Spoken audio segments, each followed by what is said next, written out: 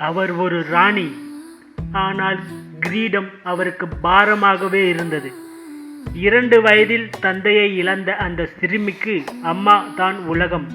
ஆனால் அதே அம்மா 15 வயதில் தன் கனவுகளை சிதைத்து அவரை திரையுலகத்திற்கு தள்ளியபோது அந்த பிஞ்சு நெஞ்சம் கதறி அழுதது.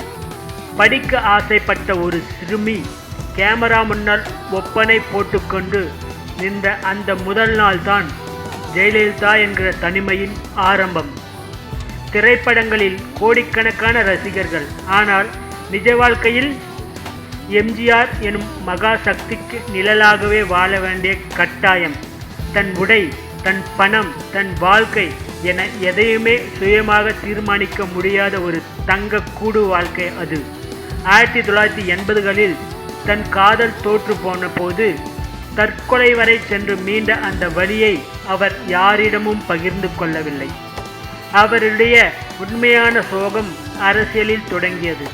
1989இல் சட்டமன்றத்தில் துகிலுரிக்கப்பட்ட அந்த தருணம், ஒரு பெண்ணாக அவர் செத்து பிழைத்த நிமிடம், அன்று விழுந்த கண்ணீர் தான் அவரை இரும்பு பெண்மணியாக மாற்றியது. ஒரு காலகட்டத்திற்கு பிறகு அவர் யாரையும் நம்பவில்லை.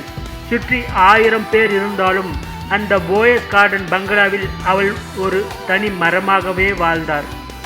நிஜத்தில் அவர் ஒரு குழந்தை. ஆனால் உலகம் அவரை சர்வாதிரியாக பார்த்தது. யாருமே இல்லாத அந்த 75 நாட்கள் மருத்துவமனை வாசம் அவருடைய வாழ்க்கையின் மிகப்பெரிய மர்மம்.